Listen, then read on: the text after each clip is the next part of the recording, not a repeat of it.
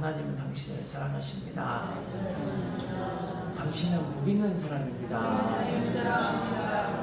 주 안에서 사랑하고 축복합니다.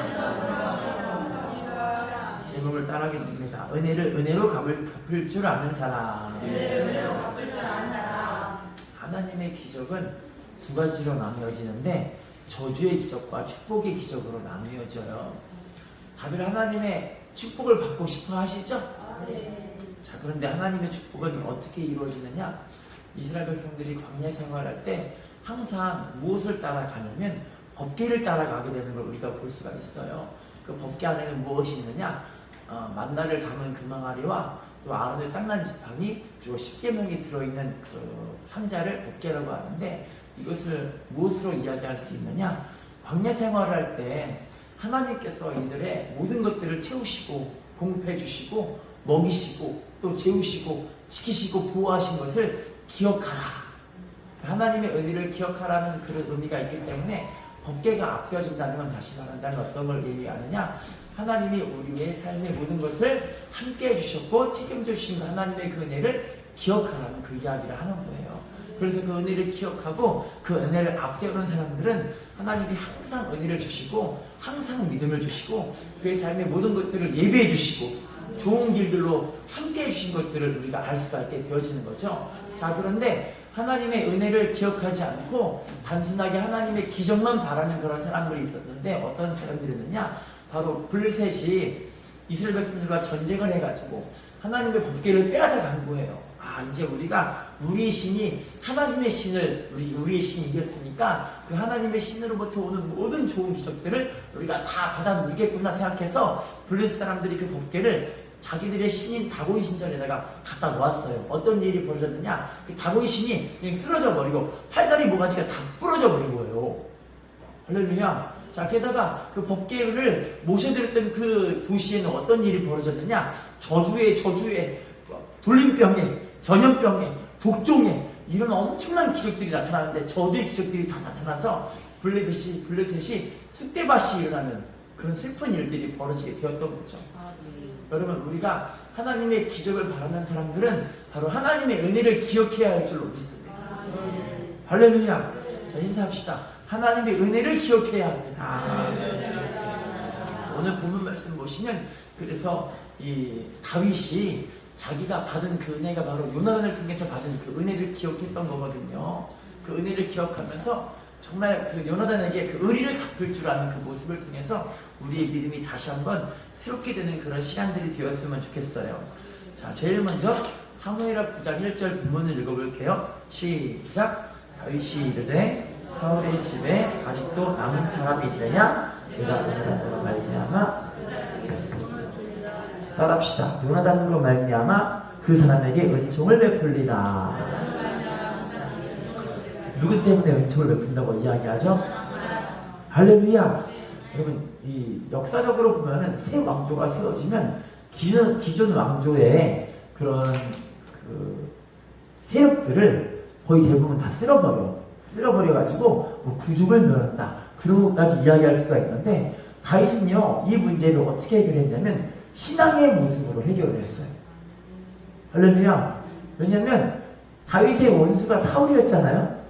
하지만 다윗이요 한 17년도 넘게 이 사울을 피해서 이리저리 도망치는데 사울이 맨날 다윗을 죽이러 오는 거예요. 그 마음이 얼마나 힘들었겠어요. 근데 그의 아들이 누구냐면 요나단이 있는데, 요나단의 아들이 있는데 그 아들을 무비보셋이라는 사람을 다윗이 맞아들인 장면이에요. 자, 사무엘하 4장 4절 말씀 읽어볼까요? 시작. 사울의 아들 요나단에게 다윗이라는 아들 하나가 있었으니 그 이름은 무비보셋이라. 근데 사울과 요나단이 죽은 소식이 이스라엘에서 올 때에 그의 나이가 5살이었는데 그 유모가 안고 도망할 때 급히 도망하다가 아이가 떨어져 무비보셋이라는 아들이 한 명 있었는데 다리를 저는 그런 아들이었어요. 좀 속된 표현으로 얘기하면 장애인, 뭐 병자, 병신, 뭐 이렇게 볼 수 있는 그런 아들이 요나단의 아들이었던 거예요. 할렐루야. 근데 다윗은요 그의 외모는 상관하지 않고 그의 모습은 상관하지 않고 요나단의 아들이었기 때문에 이 아들을 맞아들였던 거예요. 할렐루야. 자, 그러면 다윗과 요나단이 어떤 사이인지 한번 봐볼게요. 사무엘상 18장 3절 말씀 시작. 요나단은 다윗을 자기 생명같이 사랑하여, 따라합시다. 요나단은 다윗을 자기 생명같이 사랑하여. 요나단이 다윗을 어떻게 사랑했대? 생명같이. 아버지는 다윗을 죽이려고 하지만 사울의 아들은 다윗을 살리려고 하는 그런 사랑이었던, 너무너무 사랑해서 생명같이 사랑했다고 이야기합니다. 할렐루야.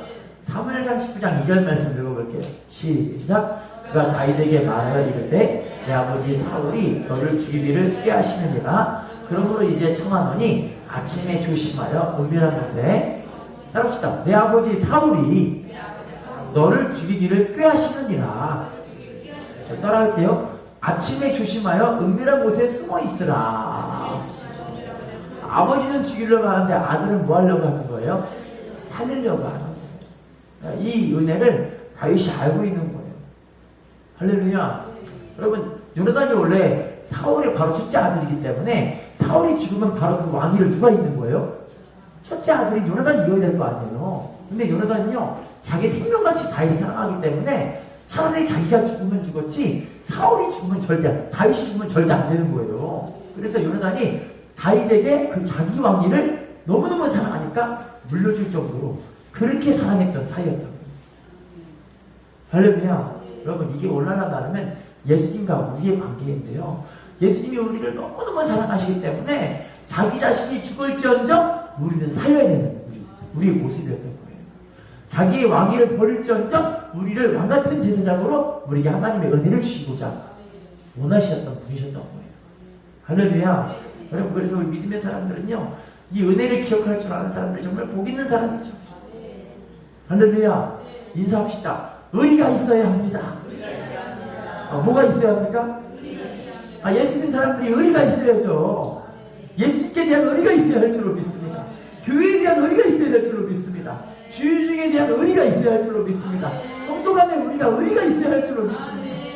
근데 사람들이 은혜를 까먹으면 의리가 없어져 버리는 거예요. 할렐루야. 장석윤이라는 박사님이 계시는데 이분의 책에 의리를 위하여라는 그런 글이 있어요. 어떤 내용이냐면, 아내와 두 남매를 한국에 이제 냅두고 이분 혼자 미국에 유학을 가신 거예요. 유학 갔는데 세상에 자기가 이제 다 커서 가정을 이뤘으니까 가정을 구형해야 될 거 아니에요. 그다음에 자기도 공부해야 될 거 아니에요. 근데 당시 미국의 법에는 학생 신분으로는 큰 제대로 된 일을 할 수가 없는 그런 상황이었던 거예요. 자기 가족에게 돈을 붙여야 되는데 어떻게 할 수가 없으니까 어떻게 하나 싶어가지고 자기가 일을 해야 될 거 아니에요. 근데 일도 못하고 돈도 못 붙이고 어떻게 할 수 있는 상황이 아닌 거예요. 너무 힘든 상황인 거예요. 한숨을 푹푹 쉬고 있는데 누군가가 자기 등을 탁탁 두드리면서 반갑게 인사를 해요. 알고 보니까 그분이 누구였냐면, 자기가 한국에 있을 때 미군에서 자기한테 태권도를 배웠던 프랭크라는 청년이 왜 여기서 한숨 푹푹 쉬고 계시냐 이야기를 하는 거예요. 그랬더니 뭐라고 하냐면, 자기가 지금 미국에서 일을 못하고 제 가족을 부양해야 되는데 돈도 못 치고 참 힘들겠다, 그렇게 이야기하니까 이 프랭크 씨가 뭐라고 하냐면, 그러면 내가 우리 이 장 선생님과 또 그의 가족들을 위해서 영주권을 내가 대주겠다. 영주권을 할 수 있는 비용을 내줄 테니까 영주권을 그냥 당장 따라. 그럼 영주권을 받으면 제대로 된 일을 할 수가 있으니까 걱정하지 말고 내가 모든 비용을 다 내줄 테니까 그렇게 해라 이야기하는 거예요. 그랬더니 이 장 박사님이 뭐라고 하냐면, 아니 도대체 나한테 왜 이런 좋은 귀한 친절을 베푸느냐. 그랬더니 이 프랭크가 뭐라고 하는지 아세요? 이렇게 이야기를 하는 거예요. 자기는 의리 마스터, 이런 거, 의리 마스터. 자기는 태권도를 배울 때 한국에서 의리를 배웠대요. 할렐루야. 그 의리를 가르쳐준 사람이 바로 장 선생님 당신이라고. 그렇게 이야기를 하는 거예요. 나는 단지 의리를 베푸는 것 뿐이라고 걱정하지 마시라고 그렇게 이야기를 하는 거예요. 그래서 이분이 감사하게 이 영주권 비용을 들고 이 대사관에 찾아가서 이야기를 하게 돼요. 그런데 대사관 직원이 너무 깐깐하게 이야기를 해가지고 너무 깐깐하게 막 질문하니까 이분이 어떻게 대답을 못해가지고 거기 심사에서 떨어져 버린 거예요. 이분이 너무 낙심돼가지고 이 직원한테 손을 붙잡고 좀 죄송한데 다음에 또 한번 또 올 테니까 그때는 당신이 제발 좀 면접 좀 봐줘라 이러는 거예요. 꼭 당신이 봐줘야 된다. 그러니까 다음에 가서 한참 있다가 기간이 차가지고 다시 그분에게 또 찾아왔어요. 그랬더니 동일하게 그 직원이 이분에게 이걸 심사를 보게 된 거예요. 그래서 심사를 해서 자기 사정이 이렇고 이래서 지금 내가 영주권이 꼭 필요하다. 그래서 내가 꼭 하나님 일도 잘하고 교회도 섬기고 이곳에 공부도 해야 되니까 제발 영주권 좀 줘라 해서 감사하게도 이분이 예수님을 신실하게 잘 믿는 그런 직원이었나 봐요. 이분의 이야기를 잘 이제 받아듣고 영주권 심사에 통과를 시켜주신 거예요. 할렐루야. 그랬더니요, 이 장 선생님이 뭐라고 하냐면, 앞으로 그러면 이제 영주권 심사하신다면 당신이 바로 나의 형님이십니다. 이런 거예요, 형님이십니다. 아니, 왜 형님이라고 하냐고 그랬더니, 우리 동양 사상에, 한국의 사상에는 태권도 사상에 의리가 있는데, 당신이 나를 내 사정을 알아주고 영주권을 심사를 통과시켜줬으니까 앞으로 당신은 내가 의리로 형님으로 모시겠습니다. 이렇게 이야기를 한 거예요. 그 대사관 직원이 테일러라는 분이신데 이때부터 이 테일러 씨와 이 장 박사님의 가정은 아무 허물 없이 왔다 갔다 하고 좋은 것도 갖다 주고 음식도 나눠주며 하면서 아주 허물 없는 사이로 친한 친구 관계가 되어진 거예요. 자, 그런데 한 2년간을 이렇게 잘 사귀고 잘 살았는데 갑자기 2년 있다가 이 테일러 씨로부터 연락이 딱 끊겨버리고 그래서 이상하다 싶어서 그 집에 찾아가는데 그 집이 갑자기 이사를 가버린 거예요. 뭔가 이상하다 싶어가지고 그 테일러 씨의 아들이 하버드대에서 법대를 이제 공부를 하고 있는데 수업을 해가지고 하버드까지 찾아가지고 아들을 찾아갔어요. 그랬더니 아들에게 아니 도대체 왜 부모님이 하루아침에 그냥 집을 어디 나가버리느냐, 도대체 무슨 일이 생겼느냐 물어보니까 실은 우리 어머니께서 이 뇌 종양으로 쓰러지셨는데 병원비가 너무 많이 들어가지고 자기 집도 팔고 땅도 팔고 다 팔았는데 어떻게 할 수 없는 지경에 이르러서 병원에 지금 입원해 계시는데 혹시나 우리 장 선생님에게 폐가 끼칠까봐 아무 연락하지 않고 그냥 가버렸다. 그렇게 이야기를 한 거예요.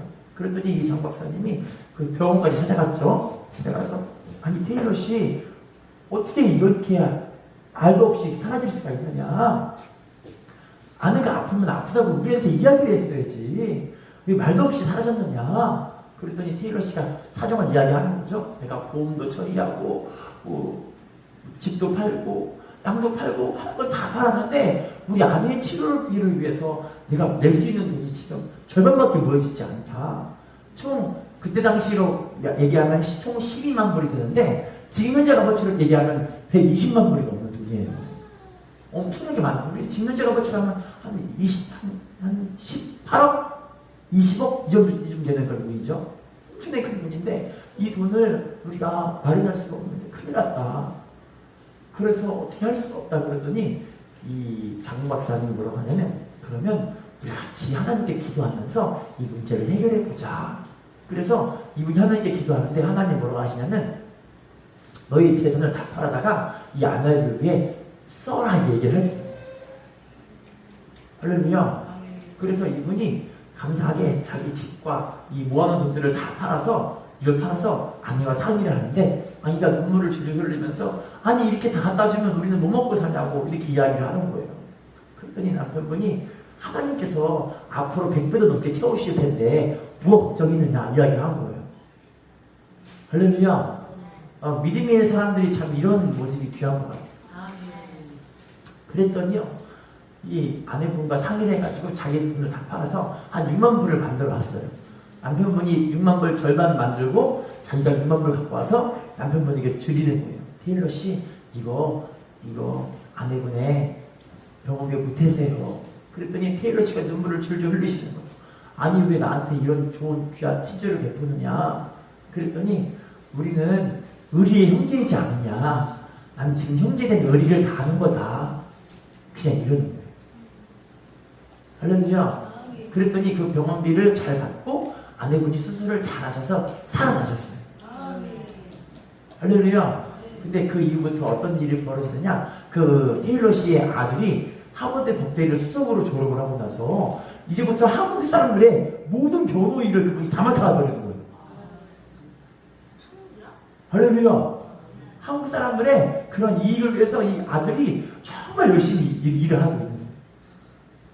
할렐루야. 게다가 시간이 한 5년 정도 흘렀는데 정말 5년 있다가 하나님께서 그 장박사님네 가정에 하나님 물질의 복을 진짜 100배로 부어버리셔가지고 하나님의 은혜 가운데 귀하게 드려졌다는 그런 진짜 실제 간증이 있어요. 할렐루야. 여러분 참 의리가 너무 중요한 것 같아요. 우리 하나님께 의리를 좀 잘 지킬 줄 아는 사람이 복 있는 사람인 것 같아요. 할렐루야. 인사합시다. 의리를 지킵시다. 자, 그런데요, 사람은 희한하게 이 사람의 마음 자체가 육신이기 때문에 육신의 사람의 마음은 의리가 없어요. 할렐루야. 금방 까먹어버려요. 실은 제가요, 여기 신장이 치료받고 몇 달 전에도 이게 이 뇌정색 증상이 일어나가지고 되게 중풍 맞은 사람처럼 몸이 이상했었잖아요. 근데 치료받았는데 하나님 너무 감사해. 항상 이래 될 거 아니에요? 안 그러더라고요. 시간이 지나니까 덤덤해요, 덤덤해. 할렐루야. 우리 하나님께 정말 이 마음의 은혜를 잊지 않고 하나님을 바라볼 줄 아는 사람들, 복 있는 사람인 줄로 믿습니다. 자, 사무엘상 20장 14, 15절 요나단의 모습을 계속 볼게요. 시작. 너는 내가 사는 날 동안에 여호와의 인자하심을 내게 베풀어서 나를 죽지 않게 할 뿐 아니라 여호와께서 너 다윗의 대적을 지면에서 다 끊어버리실 때에도 너는 내 인자함을 내 집에서 영원히 끊어버리지 말라. 따라합시다. 가운데 부분부터 따라할게요. 다윗의 대적들을 지면에서 다 끊어버리신 때에도. 자, 말이 좀 길죠? 따라할게요. 내 인자함을 내 집에서 영원히 끊어버리지 말라. 요나단은요, 자기와 자기의 아버지의 가정이 바로 다윗의 원수임을 알고 있었어요. 그래서 그 아버지의 가족이 다 끊어져도 그래도 우리 가족만은 네가 좀 지켜주라. 왜냐면 자기가 자기의 모든 것을 다윗에게 물려줬기 때문에. 할렐루야. 여러분 우리도요, 우리가 주님 앞에 이렇게 믿음으로 행할 줄 아는 그런 사람들이 복 있는 사람들이에요. 할렐루야. 자, 사무엘하 9장 1절 읽어볼게요. 시작. 다윗이 이르되 사울의 집에 아직도 남은 사람이 있느냐? 내가 요나단으로 말미암아 그 사람에게. 다윗은 그래서 정말 그 은혜를 잊지 않고 기억해서 요나단 때문에 내가 은총을 베풀 그 가정을, 그 집을, 그 자식을 찾고 있다, 그 얘기를 하고 있는 거예요. 여러분 신앙생활도 보면은 이렇게 실천할 줄 아는 사람들이 진짜 복 있는 사람이죠. 할렐루야. 인사합시다. 실천할 줄 알아야 합니다. 기도할 줄 알아야 합니다. 전도할 줄 알아야 합니다. 순종할 줄 알아야 합니다. 할렐루야. 자, 그래서 다윗이 어떻게 실천했느냐? 사무엘하 9장 11절 읽어볼게요. 시작. 시바가 왕께 아뢰되 내 주 왕께서 모든 일을 종에게 명령하신 대로 종이 준행하겠나이다 하니라. 무비보셋은 왕자 중 하나처럼. 따라합시다. 무비보셋은 왕자 중 하나처럼 누구의 상에서 밥을 먹게 됐대요? 왕의 상에서. 그러니까 다윗이 무비보셋을 정말 버림받아 마땅한 아무짝에도 쓸모없는 그런 사람을 이 사람이 데리고 와서 왕자같이 이 사람을 대우해 주는 거예요. 할렐루야. 그럼 우리 신앙생활도 이렇게 부모님의 믿음 때문에 자식들이 잘 되는 경우들이 많이 있어요. 내가 그러면 이렇게 요나단 같은 그런 부모님이 돼야 되겠죠? 내가 하나님의 은혜 받은 사람으로 사람들에게 은혜를 끼치고 도움 끼치는 사람이 돼야 되겠죠? 할렐루야. 창세기 12장 7절 말씀 읽어볼까요? 시작. 여호와께서 아브라함에게 나타나 이르시되 내가 이 땅을 내 자손에게 주리라 하신지라. 자기에게 나타나신 여호와께 그가 그곳에서 제단을. 따라합시다. 내가 이 땅을 내 자손에게 주리라 하신지라. 이 땅을 누구에게 주신대요? 여기서 말하는 내 자손이 누구의 자손이에요? 아브라함의 자손. 할렐루야. 우리가 바로 그 아브라함이 되어야 되겠죠? 하나님이 약속을 받는 사람이 되어야 되겠죠?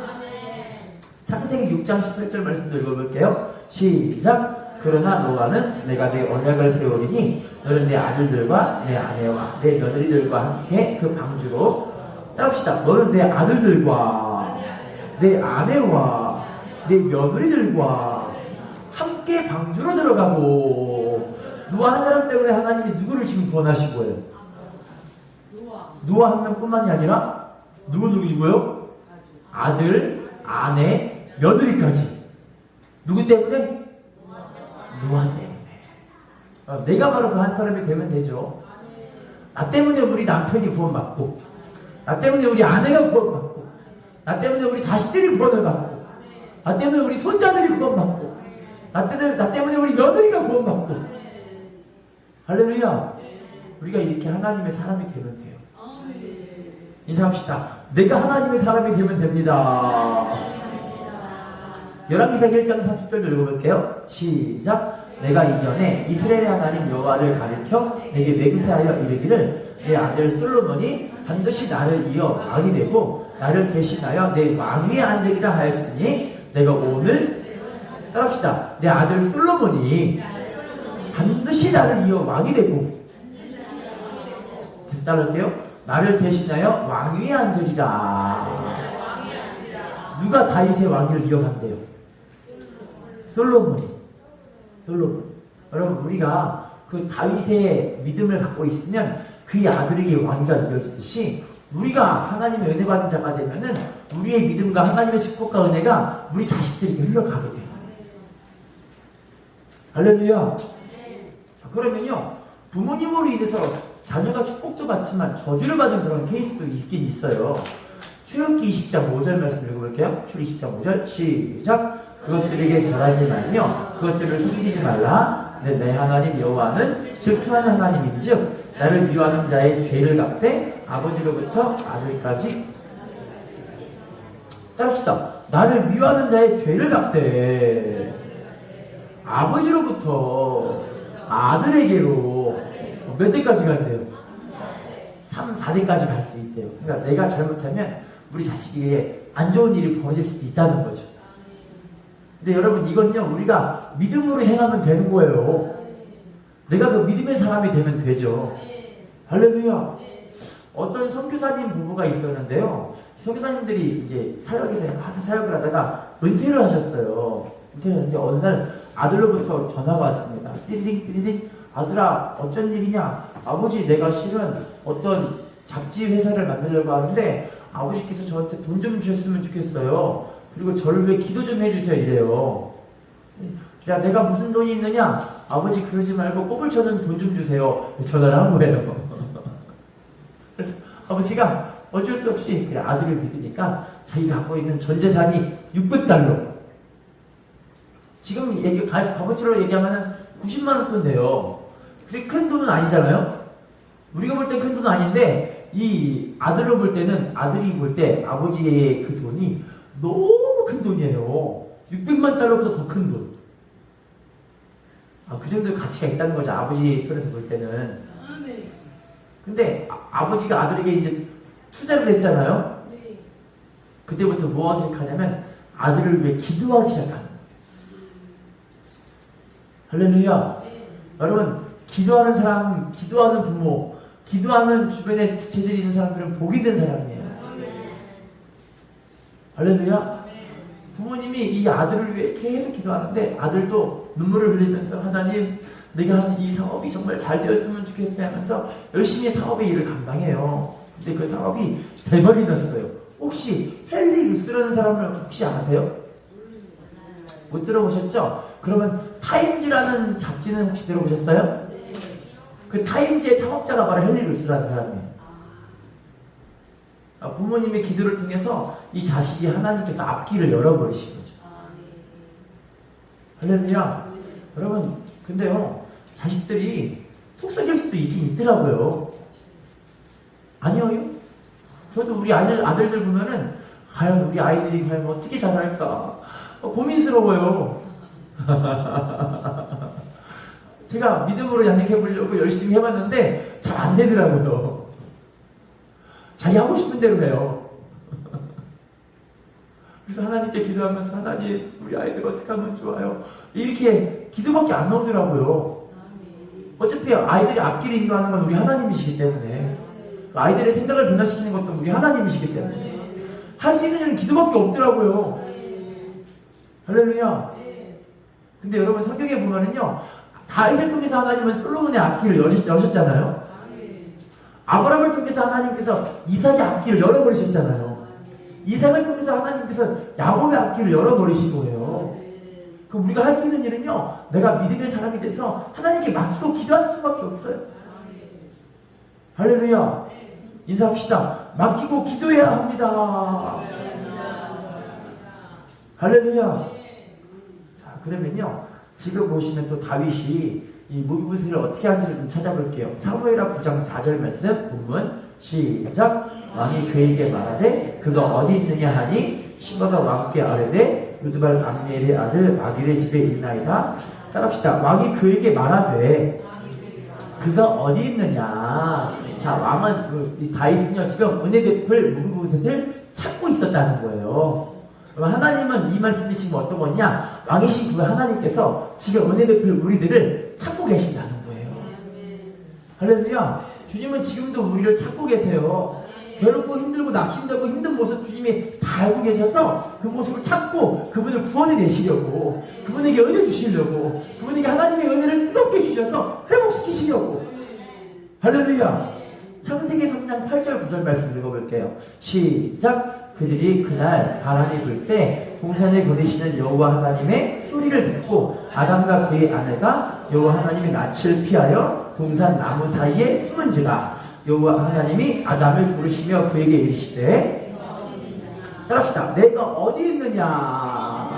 아담과 하와가 지금 동산 나무 사이에 숨어 있잖아요. 하나님이 부르신 이유가 이 사람을 찾아서 이 사람에게 벌 주려고 하는 것이 아니라 이 사람을 회복시키고 은혜 주시려고 하는 거예요. 근데 사람의 속성 자체가 숨기를 원하는 거예요. 뭐 때문에? 죄 때문에. 죄 때문에 하나님 부름을 내가 거부하고 싶은 거예요. 요한복음 3장에 보면은요, 빛이 어둠에 비치되 어둠이 깨닫지 못하더라. 할렐루야. 여러분, 하나님의 백성들을 하나님이 자꾸 찾고 계시는데 회복시키기 원하니까, 치유하고 싶으니까, 우리의 삶을 회복시키시고 큰 축복과 은혜를 채워주기 원하시니까 자꾸 우리를 주님께서 부르시는 거예요. 그 부름에 합당하게 나아가는 사람들이 복 있는 사람들이 하실 줄로 믿습니다. 요한복음 11장 43절 말씀 읽어볼게요. 시작. 이 말씀을 하시고 큰 소리로, 따라합시다. 큰 소리로 나사로야 나오라. 할렐루야. 죽었던 주님의, 죽었던 그 시체에게 주님의 음성이 들려지니까, 주님이 찾는 그 음성이 들려지니까 이 죽었던 나사로가 살아나는 줄로 믿습니다. 우리도 여러분, 하나님의 음성이 들려지면 살아나는 거예요. 주님의 말씀이 들려지면 살아나는 거라니까요. 하나님 말씀이 자꾸 우리에게 살아나라, 일어나라, 일어나라, 자꾸 지금 말씀하시는 줄로 믿습니다. 여러분, 그러면 우리가 해야 되는 일은요, 그 말씀 듣고 아멘하고 주님께 나가는 사람들이 복 있는 사람이 되게 하시는 거예요. 요한복음 3장 17절 말씀 읽어볼게요. 시작. 하나님이 그 아들을 세상에 보내신 것은 세상을 심판하려 하심이 아니요 그로 말미암아 세상이, 따라할게요. 하나님이 그 아들을 세상에 보내신 것은 세상을 뭐하게 하지 않게 하기 위해서 심판하려 하심이 아니라는 거죠. 그럼 예수님으로 말미암아 뭐하기 위해서? 세상을 구원하게 하기 위해서. 할렐루야. 여러분, 믿음 생활이 참 하나님의 음성에 반응하는 게 바로 믿음 생활이더라고요. 하나님 말씀에 내가 아멘하고 내 마음을 돌이키는 게 이게 바로 믿음 생활이다. 할렐루야. 근데요, 이 싸움이 참 치열해요. 마귀는 자꾸 우리에게 어둠을 뿌리고 가라지를 뿌리고 하나님 말씀에 불순종하게 자꾸 세상적인 생각들을 자꾸 뿌려요. 어떻게 보면 내가 금방 망해버릴 것 같고 금방 이상해질 것 같기도 해요. 근데 하나님 말씀은 우리에게 자꾸만 소망을 줘요. 믿음을 줘요. 하나님을 바라볼 수 있게 해주는 거예요. 예레미야 29장 11절 이하에 보시면 너희를 향한 내 생각은 내가 하나니 재앙이 아니라 평안이요 장래 미래와 소망을 주는 생각입니다. 할렐루야.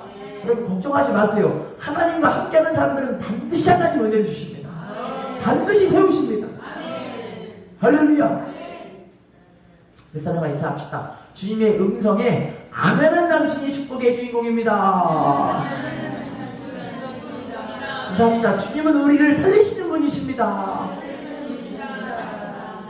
자, 그럼 본문으로 다시 돌아가 볼게요. 자, 다윗의 은혜를 받는 그 무비보셋은 어떤 태도로 그 다윗의 은혜를 받았는지를 한번 봐볼게요. 사무엘하 9장 6절 본문입니다. 시작. 사울의 손자 요나단의 아들 무비보셋이 다윗에게 나와 그 앞에 엎드려 절하매 다윗이 이르되 무비보셋이여 하니 그가 이르되 보소서. 따라합시다. 그 앞에 엎드려 절하매 맨 끝에 볼게요. 보소서 당신의 종이니이다. 자, 다윗이 불렀을 때 무비보셋은 뭐하냐면 엎드려 절하면서 자, 당신의 종입니다 라고 표현을 하는 거예요. 할렐루야. 여러분, 우리가 이렇게 좀 생각해야 될 문제입니다. 아버지 요나단으로부터 다윗은 큰 은혜를 받았잖아요. 생명을 건진받는 은혜를 받았잖아요. 여러분, 아들이 아마 이 소식을 알았더라면 우리 아버지가 이렇게 했으면 됐지 뭐 이러면서 당연하다는 듯이 이렇게 나갈 수도 있을 거 아니겠습니까? 그런데 그게 아니라 보소서 당신의 종입니다 하고 엎드려 절하는 거예요. 우리 태도가 하나님 은혜 받는 사람들의 태도는요 좀 겸손해야 돼요. 자기를 낮출 줄 알아야 돼요. 하나님과 또 사람 앞에 화평의 일과 서로 덕을 세우는 일을 힘쓰는 사람들이 되어야 되는 거죠. 계속 볼게요. 사무엘하 9장 8절 본문이에요. 시작. 그가 절하여 이르되 이 종이 무엇이기에 왕께서 죽은 개 같은 나를, 이렇게 표현해요. 왕께서 죽은 개 같은 나를 돌아보시나이까. 이 죽은 개 같은 나라가 어떤 뜻이냐면 하찮은 자기라고 표현하는 거예요. 이런 표현들이 한번 나와요. 사무엘상 24장 14절 읽어볼게요. 시작. 이스라엘 왕이 누구를 따라 나갔으며 누구의 뒤를 쫓은 죽은 개나 벼룩을 쫓음이니이다. 지금 이 말씀은 다윗이 사울에게 한 고백이거든요. 나 죽은 개 같은 사람이 이 고백을 하는 거예요. 아무짝에 쓸모없는 사람이라고 고백을 하는 거예요. 우리 하나님께 나아갈 때 자기의 행위나 어떤 공로를 가지고 나아가면 절대 안 되고요. 하나님, 내가 하나님께 나아갑니다. 하나님, 저 이런 사람이에요. 저 형편없고요. 저 모자르고 저 이런 사람이에요. 하지만 하나님의 은혜를 간구합니다. 이렇게 나아가는 사람들이 복 있는 사람인 거예요. 할렐루야.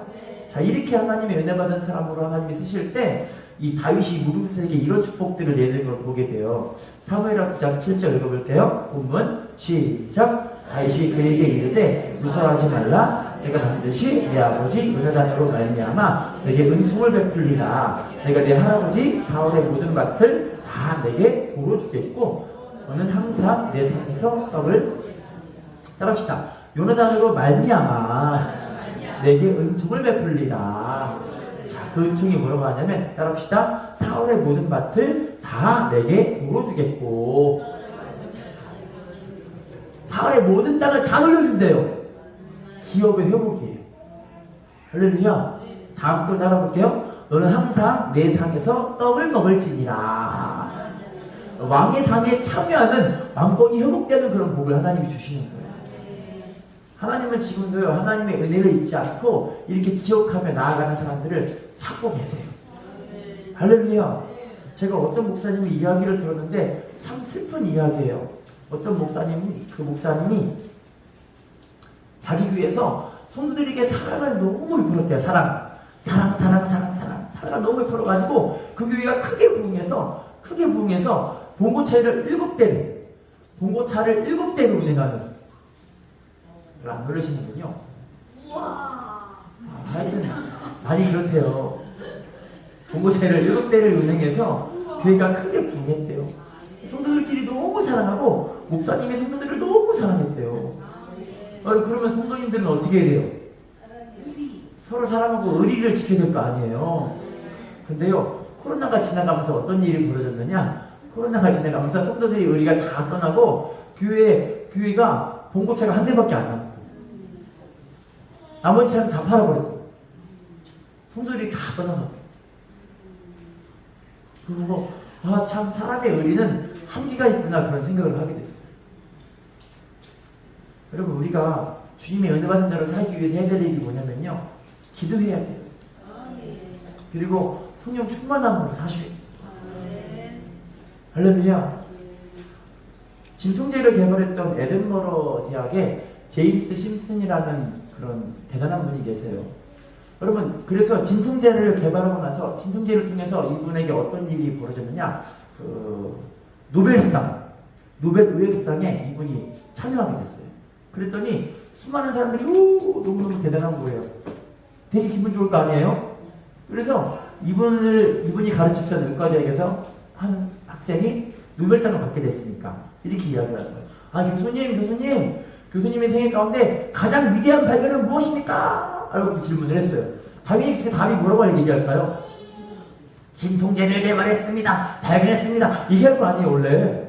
근데 이분은요, 그렇게 얘기하지 않았어요. 뭐라고 한지 아세요? 제 생애 가장 위대한 발견은 나는 죄인이라는 것과 예수님이 나의 구원자이심을 발견한 겁니다. 충격 아니에요, 여러분? 강의 시간에. 그렇게 똑똑하다는 학생들 앞에서 진통제를 발견했습니다 이게 아니라, 그죠? 나는 죄인이라는 것과 예수님이 나의 유일한 구원자이심을 발견한 게 내 인생의 가장 위대한 발견입니다. 그렇게 고백을 했어요. 하나님이 쓰시는 사람은 뭔가 다른 것 같아요. 여러분, 우리가 하나님의 은혜 받은 자로 주님께 나아가는 사람들 하나님 귀하게 여기셔서 복 주시고 은혜 주셔서 쓰실 줄로 믿습니다. 그 사람과 인사합시다. 끝까지 포기하지 맙시다. 인사합시다. 주님께 은혜를 받는 당신이 축복의 주인공입니다. 다시 인사합시다. 주님께 의리를 지키는 당신이 축복의 주인공입니다. 기도하겠습니다.